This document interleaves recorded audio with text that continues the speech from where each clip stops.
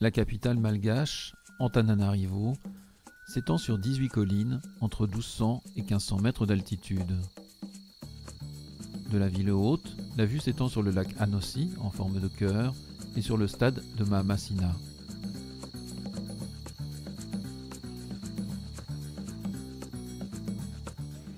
Antananarivo signifie la ville des 1000 villages, mais on l'appelle le plus souvent Tana. La gare de Soeharano a été construite à l'époque coloniale française en 1910.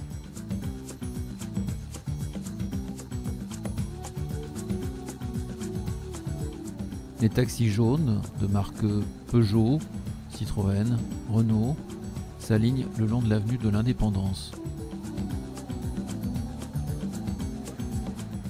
À Tana, les maisons montent à l'assaut des collines dans un désordre qui défie les règles urbanistiques modernes.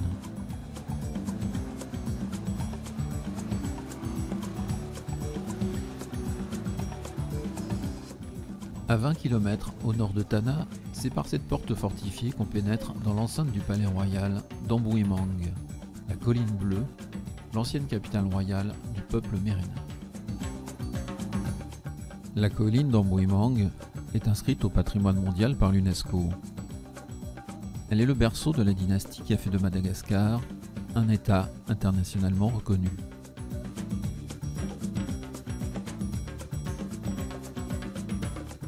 Le palais du roi est une grande case de palissandre noir d'une grande simplicité. La maison des reines se distingue par ses balcons aux balustres ouvragés. Ce belvédère vitré était la salle du Conseil des ministres. Les Malgaches vouent un profond respect à cette colline, qu'ils fréquentent pour s'imprégner de l'esprit des lieux, pour se ressourcer et pour demander bénédiction et protection pour tout ce qu'ils entreprennent dans la vie. Ces cases saintes, reconstruites en 2008, symbolisent les tombeaux royaux démolis par les autorités coloniales françaises. Les restes des souverains ont été remis dans leurs caveaux afin de consolider la sacralité du lieu. De Tana, nous reprenons notre route vers l'est, en direction de l'océan Indien. La réserve Perieras est un centre d'élevage et de reproduction situé au creux de la vallée de Mandraka. On peut y observer de près de nombreuses espèces animales, dont une grande variété de caméléons. La grande île de Madagascar abrite les 2/3 des caméléons du monde.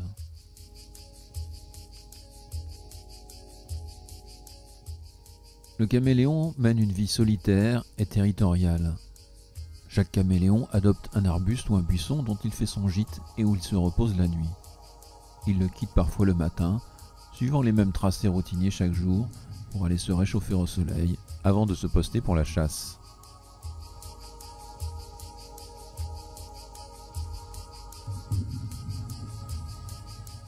Pour chasser les insectes dont il se nourrit, le caméléon ne bouge pas. Sa technique, c'est l'affût. Quand sa proie est à la bonne distance, il entrouvre la bouche et il détend sa langue qui va frapper l'insecte. Le coup a été foudroyant. La victime s'est trouvée engluée dans un mucus collant qui permet au caméléon de la soulever, de la rapporter à sa bouche, puis de l'avaler.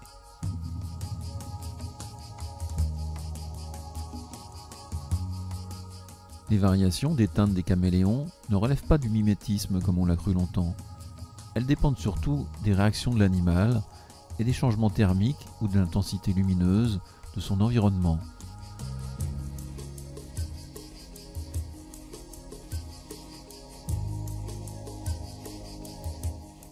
Le tanrek est le cousin malgache du hérisson.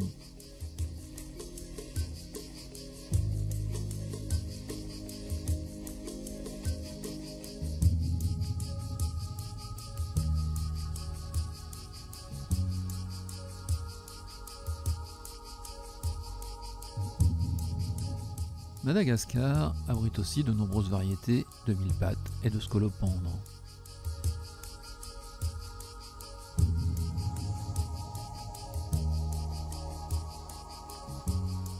Le glomérida se met en boule pour se protéger des prédateurs.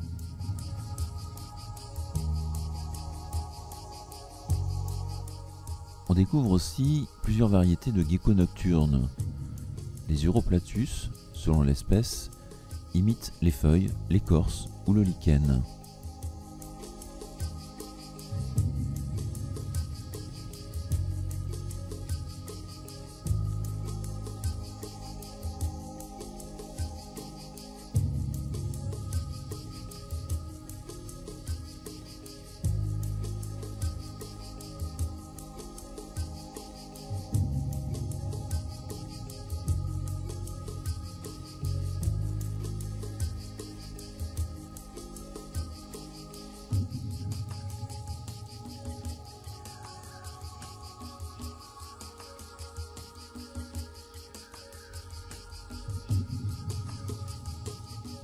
Le Phelsuma grandis est un gecko diurne, beaucoup moins discret que ses cousins nocturnes.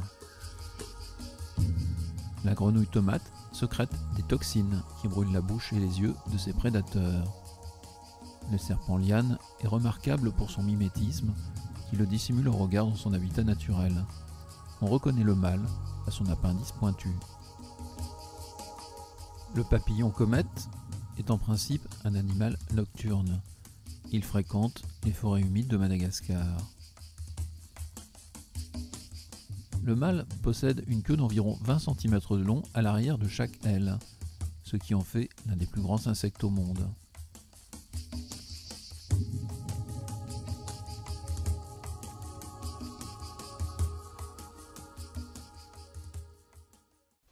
L'île du Vacona Forest Lodge recueille sur 1,5 hectare des lémuriens autrefois domestiqués. On découvre ici le vari noir et blanc.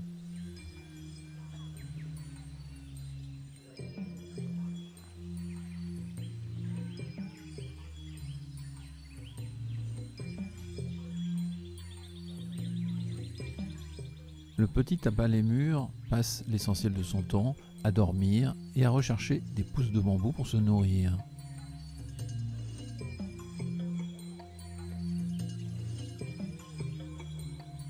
Son indolence en fait malheureusement une proie facile pour les amateurs de viande de lémurien.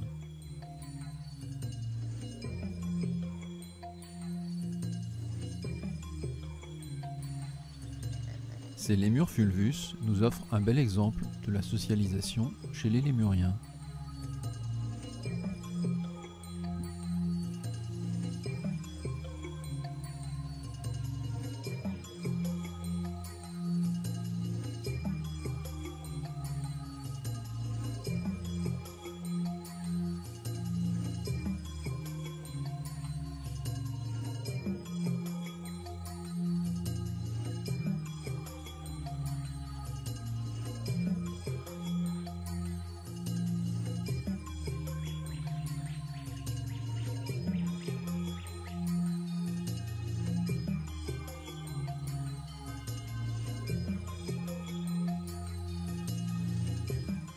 Poursuivant la visite de la réserve du Vacona Forest Lodge, nous parvenons à l'étang aux crocodiles du Nil, qui abrite une quarantaine de ces reptiles.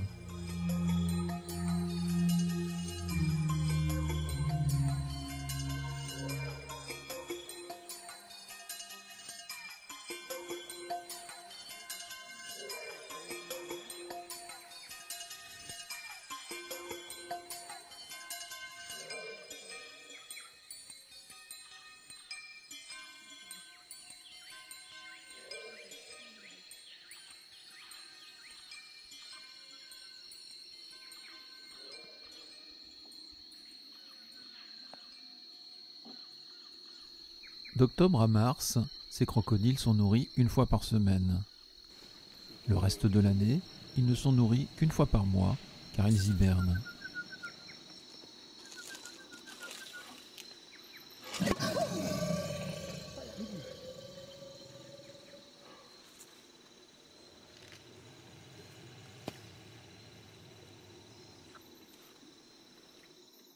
La tortue radiée de Madagascar est encore traquée pour sa viande ou utilisée comme animal de compagnie. Au rythme actuel de son exploitation, cette tortue aura disparu de son habitat naturel dans 15 ans.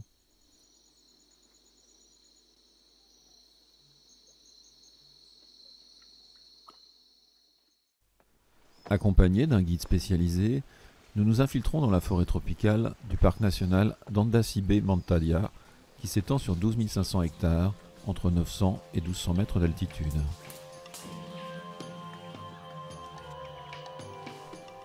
Une petite troupe de lémures fulvius passe au-dessus de nos têtes dans les branches d'eucalyptus.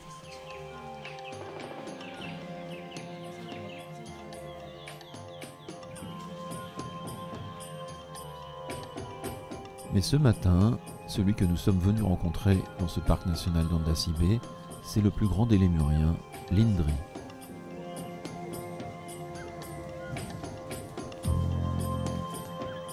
L'Indri mesure en moyenne de 75 cm à 1 mètre pour un poids qui peut aller jusqu'à 15 kg.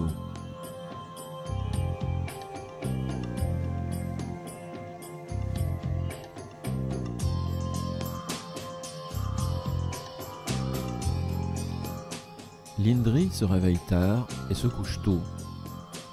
Aussitôt qu'il se réveille, il s'étire et commence à se nourrir, souvent sur l'arbre même où il a dormi. Il préfère les feuilles tendres, les fruits et les fleurs.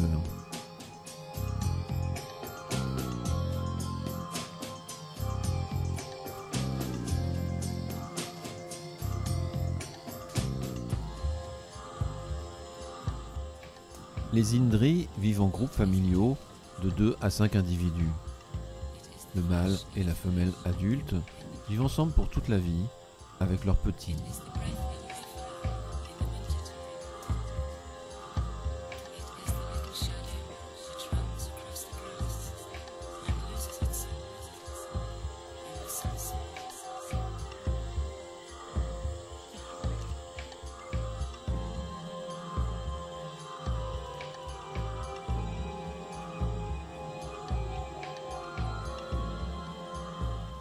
Une femelle Indri donne naissance à un seul petit tous les 2 ou 3 ans. Il va rester accroché à sa mère pendant 8 mois, l'âge à partir duquel il est capable de se déplacer par ses propres moyens à travers les arbres.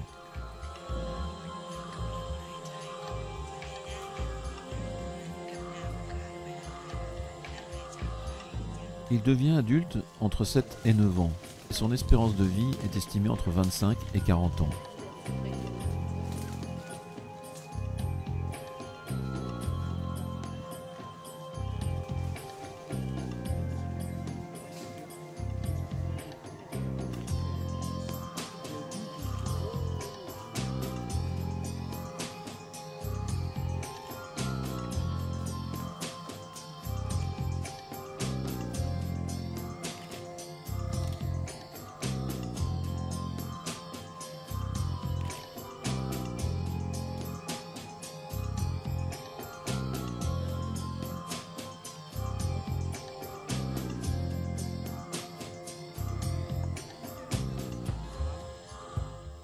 Les Indris communiquent entre eux par le chant.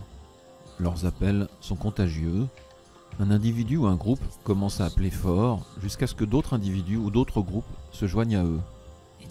Le chant des Indris dure de 45 secondes à plus de 3 minutes et il peut être entendu jusqu'à 3 km à la ronde.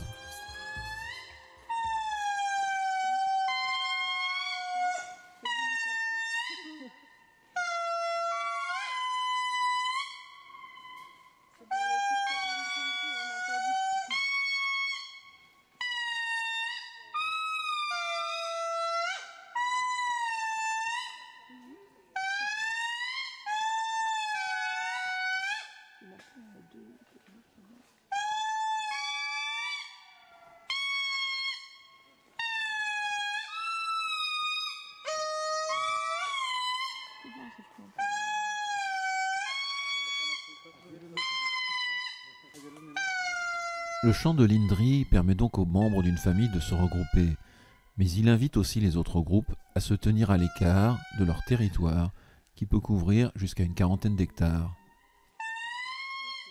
À ce moment précis, mieux vaut ne pas être sous l'Indri qui se met à uriner.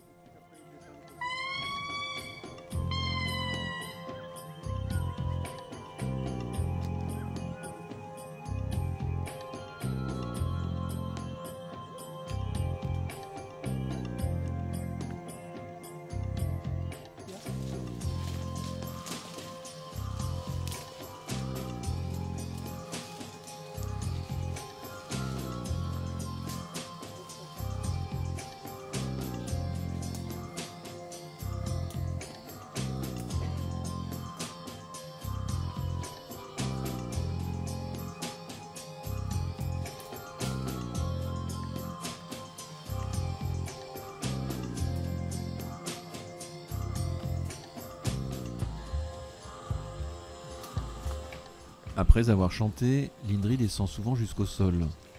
Il s'y nourrit de terre, sans doute pour les sels minéraux qui ne sont pas disponibles dans les plantes.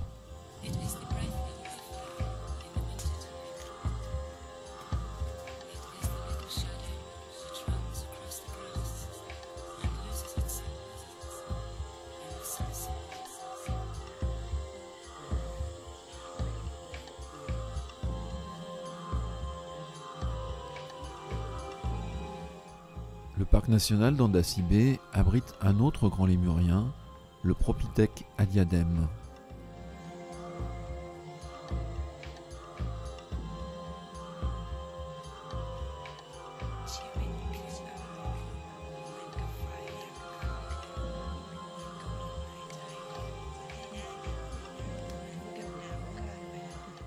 Le Propithèque à diadème mesure environ 1 mètre et pèse entre 6 et 8 kilos.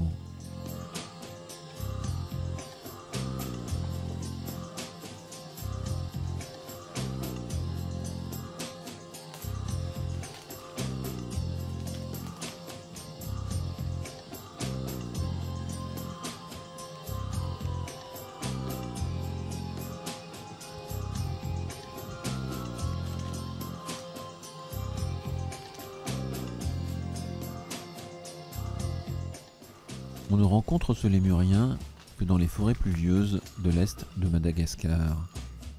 Malheureusement, le Propithèque à diadème est une espèce classée en danger à cause de la réduction de son territoire, due notamment à la culture sur brûlis et aux exploitations minières.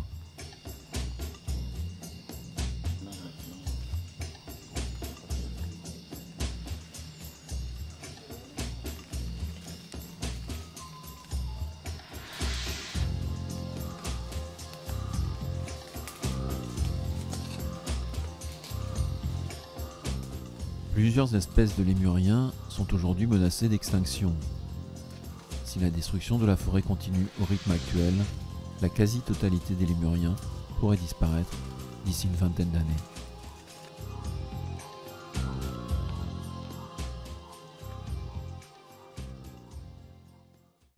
Nous poursuivons notre voyage en bateau par les canaux des Pangalanes. Au début du siècle dernier, entre Tamatave et Farafangana, rivières, lacs et marais ont été réunis par le colonisateur français pour former une voie fluviale longue de 660 km.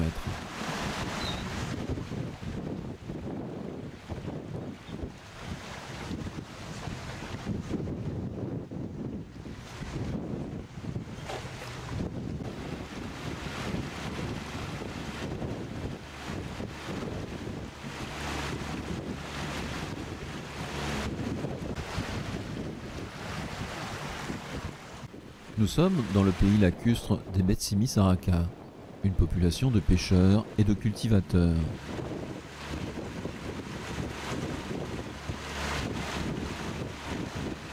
Le village d'Andranokoditra est établi sur la bande côtière qui sépare le canal des Pangalanes de l'océan Indien.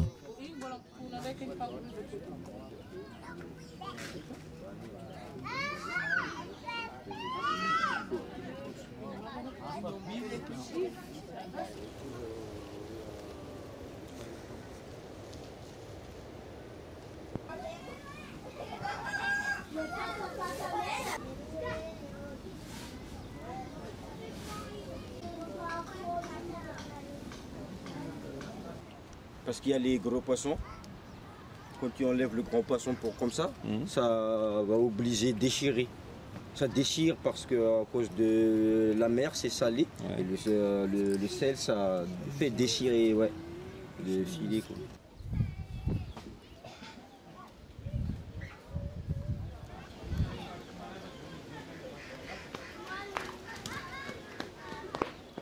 En allant vers l'océan Indien, on tombe sur la voie de chemin de fer.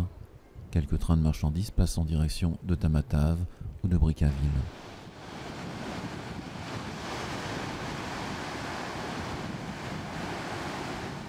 C'est dans ces pirogues, taillées dans un seul tronc d'arbre, que les pêcheurs vont affronter les vagues de l'océan Indien.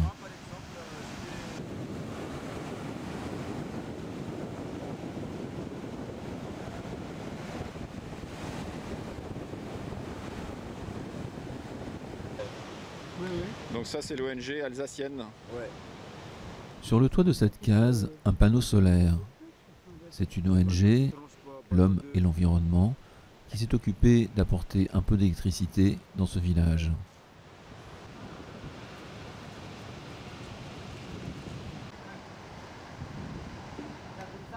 Des charpentiers agrandissent l'école du village. Il faut construire solidement, car la côte est est soumise à de fréquents passages de cyclones.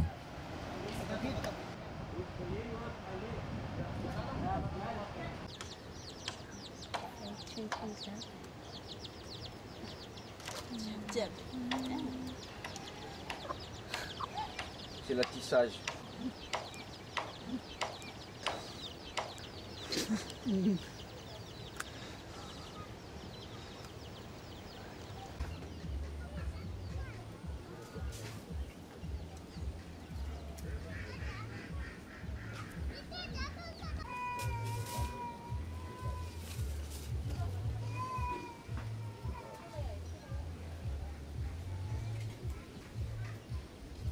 Rien de tel pour faire la vaisselle que de gratter le fond au pied avec du sable.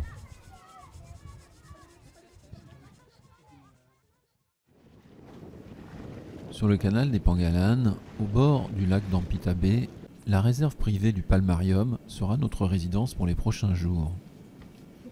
Elle abrite, sur un îlot de 50 hectares, près de 100 000 palmiers endémiques et de nombreuses espèces animales, parmi lesquelles nos amis les lémuriens.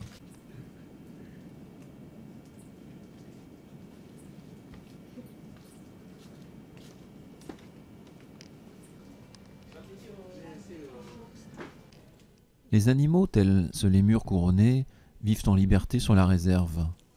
Mais ils sont habitués à l'homme et c'est donc l'opportunité de voir des lémuriens de très près.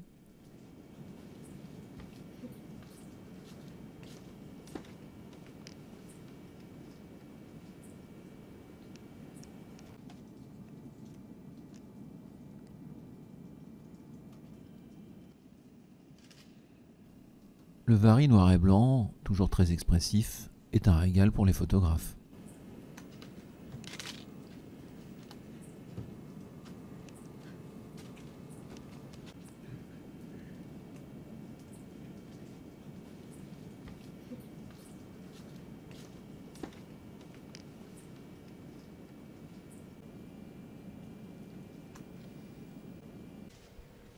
Le ravenal de Madagascar est surnommé l'arbre du voyageur, car l'eau conservée à la base de ses feuilles permet de se désaltérer.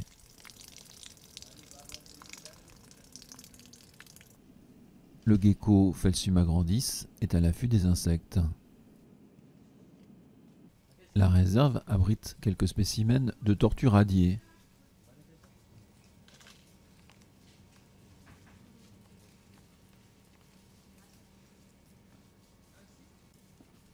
Le petit tenrec doit résister à la concurrence d'un lémurien très intéressé par sa banane.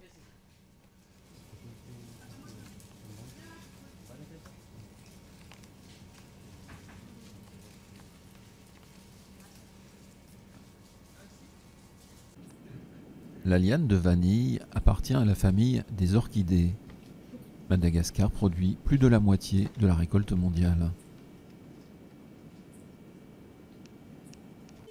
Avec son pelage bicolore, le sympathique Propithèque de Véro a tout d'une peluche. Il est aussi connu sous le nom de lémurien dansant, car une fois au sol, il ne marche pas à quatre pattes, mais il évolue d'un pas léger sur ses pattes arrière, en levant ses pattes de devant.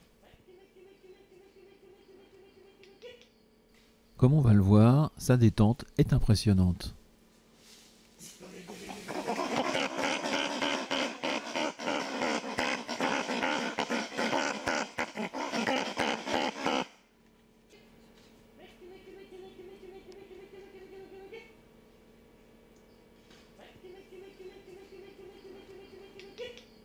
Accompagnés de notre guide naturaliste, nous partons à la découverte de la faune et de la flore de la réserve.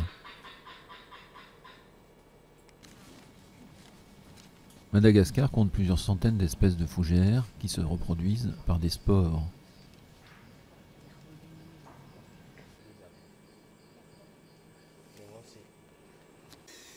Au creux de la main de notre guide, une minuscule grenouille. Tout aussi minuscule, une araignée et ses petits. Sans l'œil averti de notre guide, nous serions passés à côté de ce phasme sans le voir. Posé pour quelques instants sur une feuille, l'animal devient plus identifiable.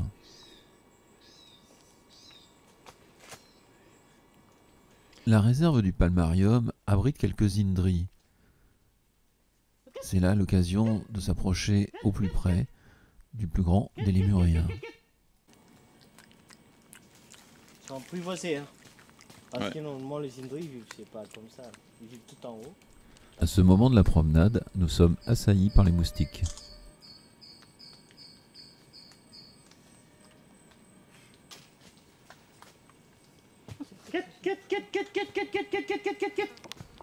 Le but de ces petits cris, c'est de faire chanter l'indri.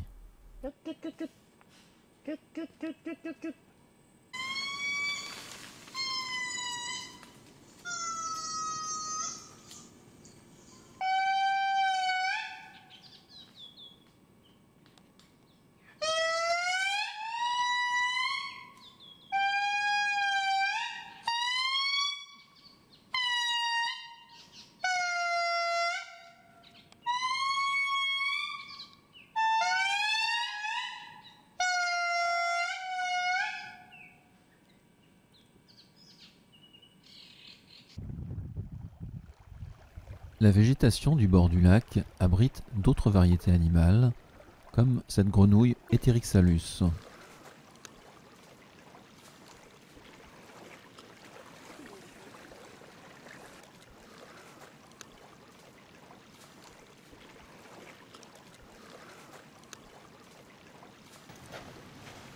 Ce caméléon progresse dans les branchages.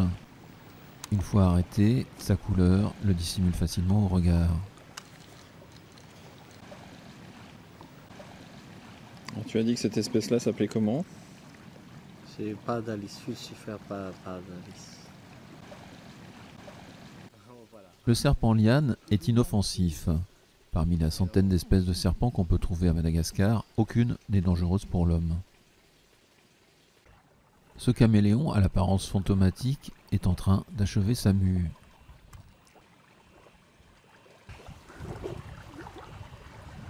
Et il mue combien de fois par... C'est tous les combien à peu près qu'il fait une mue comme ça? une fois dans 2 mois. Une fois tous les 2 mois il change de Oui, peau. oui, il change de peau.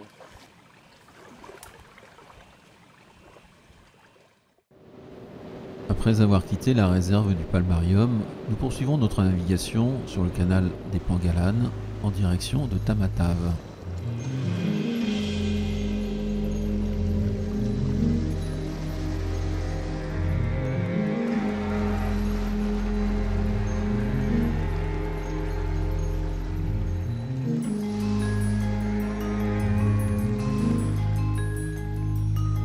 Nous faisons halte dans ce village pour embarquer une passagère.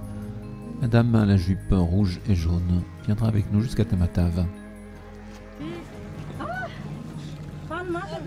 Au revoir.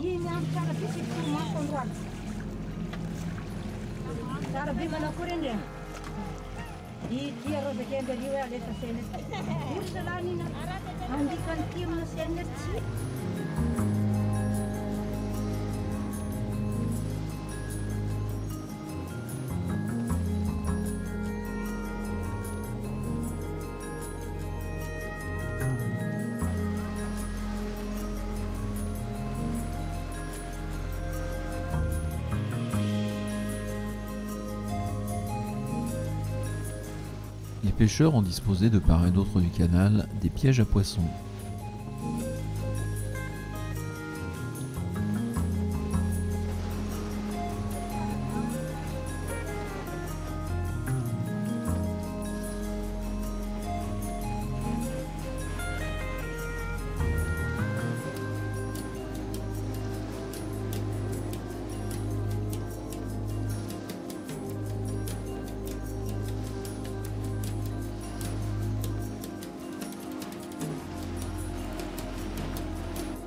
Les canaux furent longtemps laissés à l'abandon, envahis par les jassines d'eau.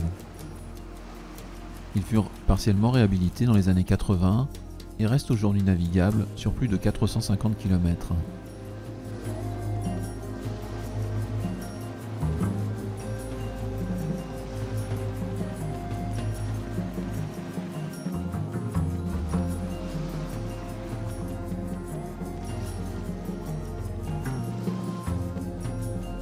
Au rythme tranquille des canaux, nous parvenons à Tamatave.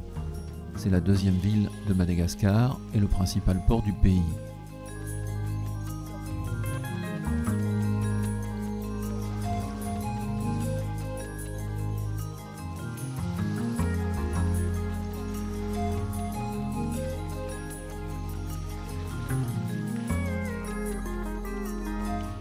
Sous les grands banians de la place Bien-Aimée, on joue encore à la pétanque.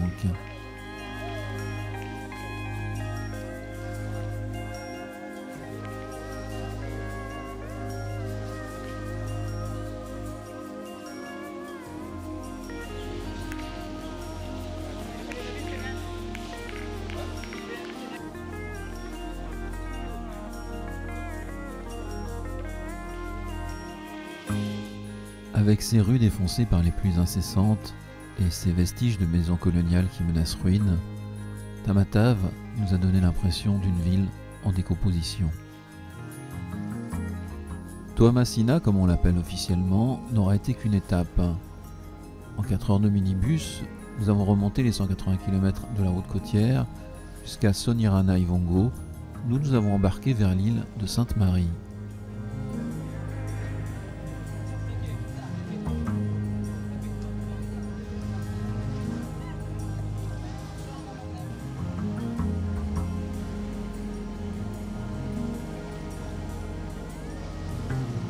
Après une navigation d'1 heure 15, nous parvenons au débarcadère d'Ambodi-Fotatra sur l'île Sainte-Marie.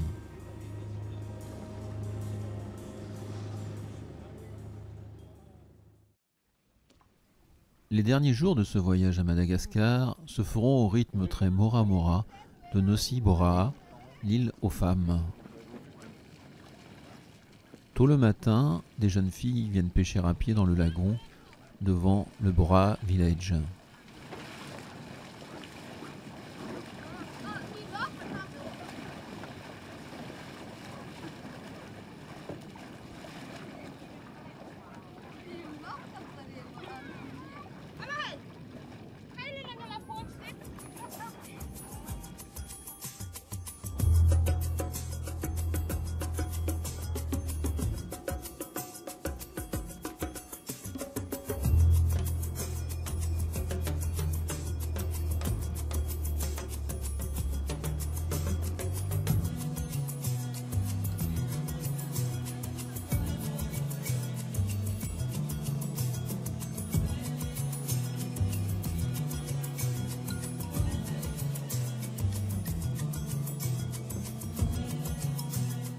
Sous un ciel chargé, nous partons en bateau pour l'île aux Nattes, au sud de Sainte-Marie.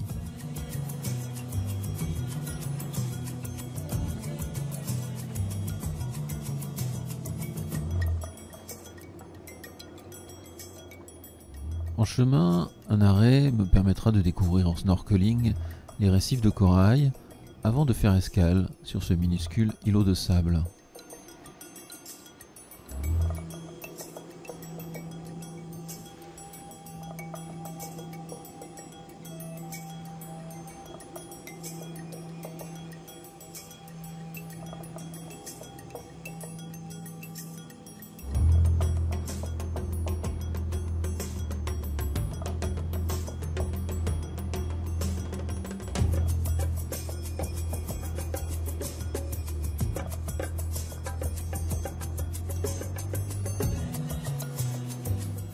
Cette partie du lagon semble être le paradis des oursins.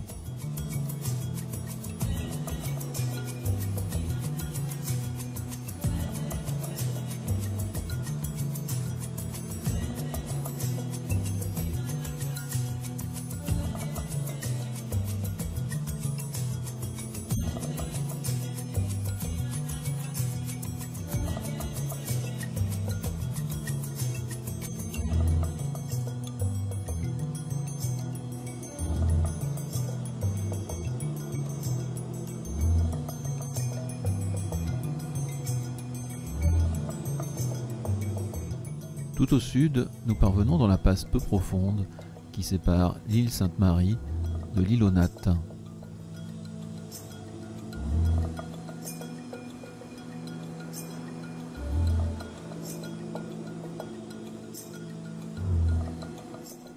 Sur cette petite île de 3 km² vivent environ 1500 personnes.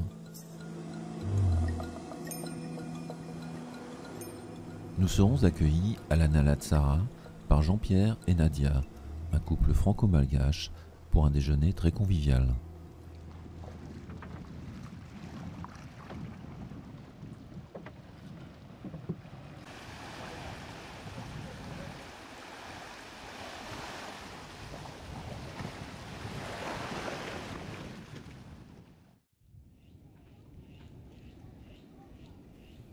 Tôt le matin, le lagon situé à l'est de Sainte-Marie est parcouru par les pêcheurs.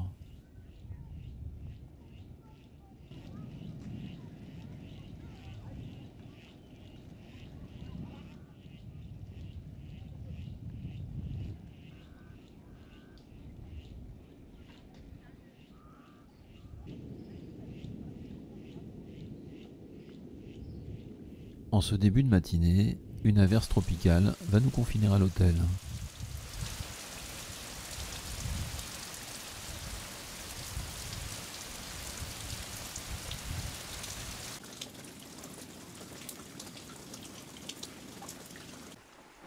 Après l'averse, nous embarquons dans ces pirogues en direction du cimetière des pirates.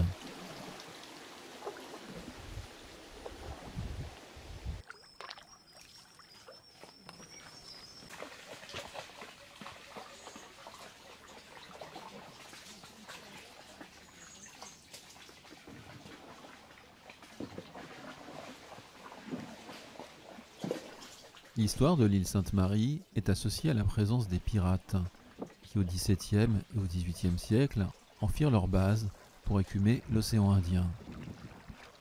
On dit qu'ils furent jusqu'à 1000 à y résider.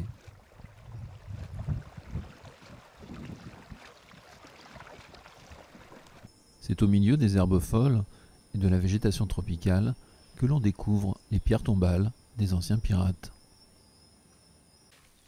Sigy Joseph Pierre Le Chartier, né à Ducé, département de la Manche, le 10 avril 1788.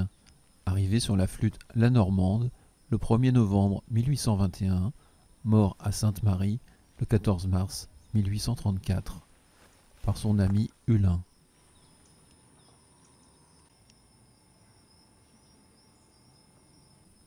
Sigy Jean-Louis Chaussadan, né à Vesoul le 11 octobre 1801, département de l'Ardèche, mort le 8 septembre 1833 à Tenerife, passant, prie pour lui. Sainte-Marie fut pacifiée par la marine royale à la fin du XVIIIe siècle et devint colonie française en 1822. Dans la mort, les marins de la Royale vinrent alors rejoindre le cimetière des pirates.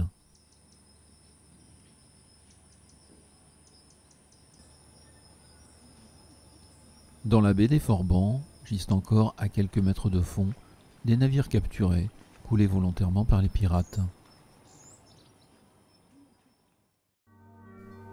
Pour notre dernier jour à Sainte-Marie, nous avons gravi la colline d'où s'ouvre un superbe panorama sur le lagon.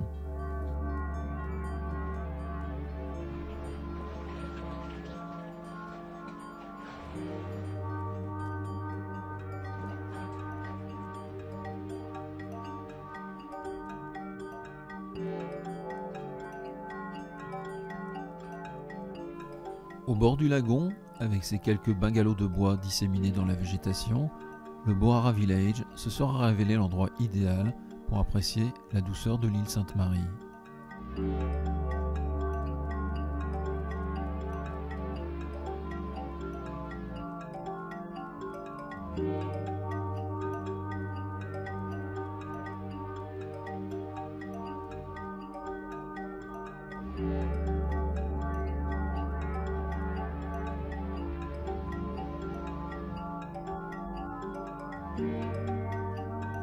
On reviendrait volontiers à Sainte-Marie pendant l'hiver austral, lorsque les baleines à bosse remontent depuis l'Antarctique pour mettre bas et se reproduire. Elles trouvent ici des conditions favorables à la croissance des jeunes et à leur jeu amoureux et acrobatique avant le grand retour vers les mers froides. Les petits garçons de Sainte-Marie jouent à leur jeu guerrier, et pendant ce temps, les petites filles pêchent dans le lagon.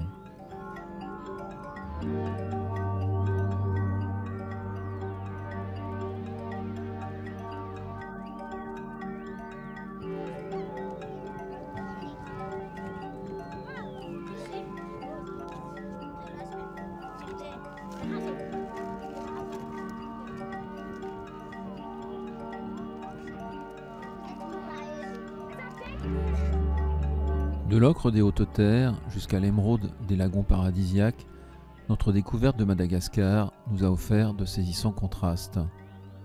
Contraste de la diversité de la faune et de la flore, confrontés à des dangers qui les mettent en péril à l'horizon d'une génération. Contraste de l'accueil souriant des Malgaches, qui ne peut masquer l'extrême pauvreté à laquelle les familles doivent faire face. Superbe pays, dont on voudrait que l'avenir assure à ses habitants un destin plus favorable et la préservation de sa diversité culturelle et de son environnement.